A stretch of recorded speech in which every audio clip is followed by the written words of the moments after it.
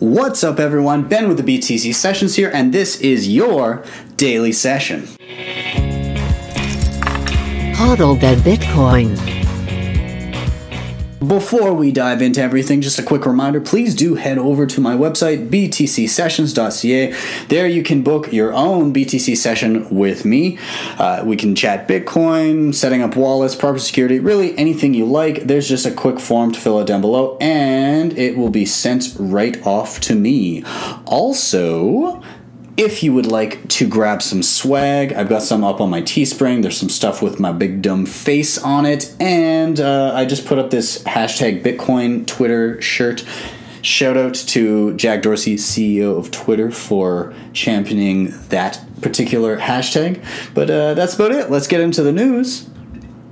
It looks like JP Morgan is unveiling the first bank-backed cryptocurrency. It is going to be called JPM coin or JP Morgan coin. Bet it took a think tank a lot of straining to come up with that one. Anyways, so they said here, I'll just kind of recap really quick here. In a surprising move, Umar Farouk, head of JP Morgan's blockchain operations, told CNBC trials of JP Morgan coin would start in the coming months and that 3 use cases had already emerged. The applications are frankly quite endless. Anything where you have a distributed ledger, which involves corporations and institutions, can use this.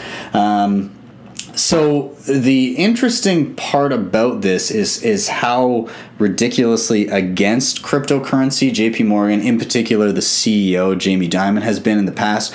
He famously or infamously called Bitcoin a fraud in 2017 and actually managed to tank the price for a couple weeks just from that comment. He later kind of backpedaled, or rather later on he just didn't want to be associated with Bitcoin at all anymore because of the pushback he got from that.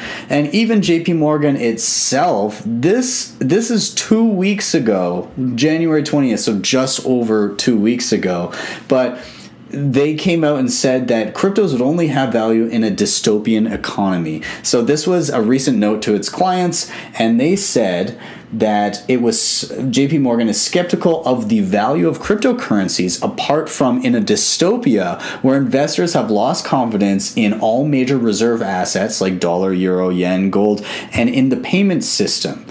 So, I mean, for this article, for this report to have come out on January 28th, and it's now February 14th, and they're like, ta-da, here's our own cryptocurrency, is so ridiculous.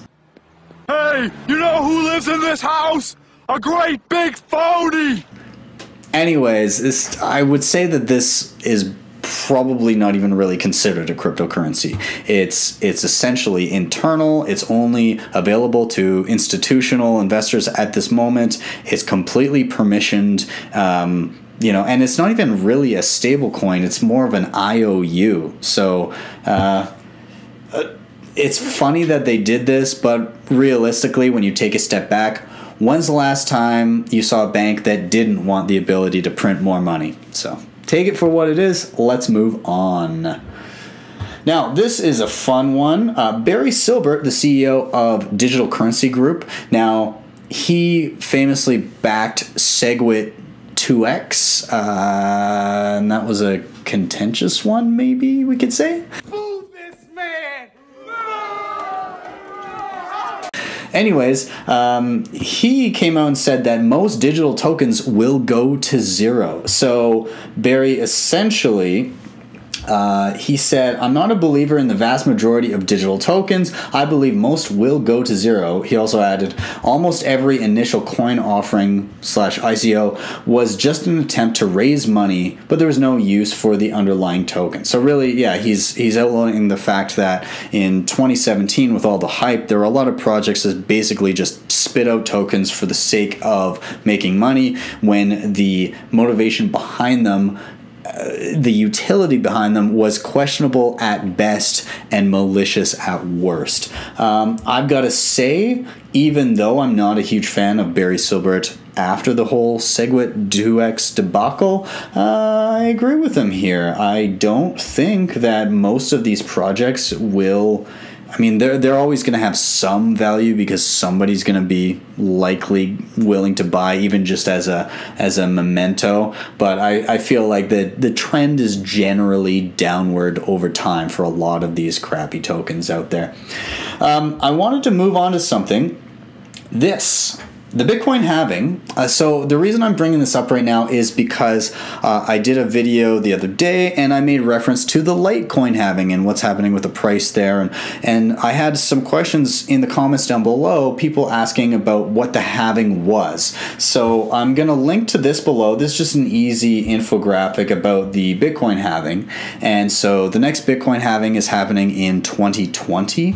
It's not a specific date, but rather a specific block number. So a certain amount of Bitcoin blocks have to have been mined before it happens, but it's expected around May or June of 2020. This is just a really simple infographic letting you know kind of, at the time of the halving, what will Bitcoin be at as far as how many will have been created. At that point, the issuance of Bitcoin will be cut. So for those of you not in the know, a halving, when it comes to Bitcoin or Litecoin or some other coins have them, essentially there's a regular supply of new coins that are created and are given to miners that are executing the task of confirming transactions and making sure that everything is legit. So the reward is the newly minted coins as well as transaction fees used to use the network by individuals. Now, that reward gets cut in half. And for both Bitcoin and Litecoin, it's roughly every 4 years. So when Bitcoin started, it was 50 Bitcoin reward every 10 minutes or so. And then every 4 years, that's been cut in half since. So it got cut to 25. And then in 2016, again, it got cut to 12.5 coins reward every 10 minutes or so. So that cut, again, will take us down to about 6.25. Litecoin also has a halving happening this year in around August, and that will also cut the supply of Litecoin coming onto the market. So if you want more information on this, I will link the infographic here. I will also link to these two sites. This one is bitcoinblockhalf.com, and it gives you all the metrics of kind of how many are in circulation, how many will ever be produced, the percentage that have currently been mined, and a whole bunch of other stuff. There's also a same kind of sister site for Litecoin. This one does have a video on it that will explain a little bit more in depth if you want to take a look at that. And I just wanted to kind of peek at this. So we are looking at the Bitcoin chart here, and we're looking at, this is way early on, so this is back in 2012, and I just kind of wanted to show you what happened after the halvings historically. This isn't necessarily saying it's going to happen again, but I do think that history tends to rhyme, at least at the current time. So the Bitcoin halving in 2012 was in and around November. You can't really see it here in relation to the giant spike over on the right-hand side here, but there was a little bit of FOMO early in the year where people were kind of speculating early on. And then the halving happened in November, right around here. And in the months following that, you saw a big run-up and a big pullback, and then the giant spike of 2013. So remember, the halving was back down here, and Bitcoin was, what is that? Bitcoin was double digits, maybe like $50 or so, and up to, what's the high here? 260, little dip, and then up to around 1200. Okay, well, where was the next halving? We got to go ahead to 2016. So we had ours kind of in late spring here. So it looks like there, again, a little bit of FOMO prior to the halving here, and then getting into the summer in and around where the halving happened, a little bit of a pullback. And then all of a sudden you see craziness. This was, of course, the massive year that was 2017, and the older spikes don't even register anymore. It's ridiculous. So, yeah, we've obviously had our big pullback here. Halving is a year and a bit out. So I guess we'll see what happens with the halving this time around. We can also watch what happens with the halving this time around for Litecoin. Anyways, one other thing I wanted to show you guys, just a fun little thing. So I talk a lot about Lightning. I've done some videos on things like Wallet of Satoshi, Blue Wallet, the Casa node, all these different ways to utilize Bitcoin for basic use for everyday users right now. Well, anyways, currently, well, until now, you either had to have a QR code specifically for Bitcoin to send back and forth, or have a separate kind of invoice or QR code for a Lightning invoice. So 2 separate QR codes, and your wallet would have to be one of those specific ones, whatever it was issued for. Well, this shows a single QR code being scanned that works for both Bitcoin and for a Lightning payment. So a single QR code to do a payment. So this is just a cool example of how I believe things will play out in the long run, which is you may or may not even realize whether or not your transaction is on-chain or whether it's a Lightning transaction. It will just be a matter of your preferences and what is most optimized and efficient for the current transaction that you're dealing with, which is ideal because a lot of this technical stuff in the background, you don't necessarily want that front-facing for the consumer. Power users can go ahead and tweak their settings however they want, but for day-to-day people that just want to use it transactionally or use it for savings, they can just do such and have it work seamlessly without having to think. So really, really cool to see stuff like this pop up. By the way, this is called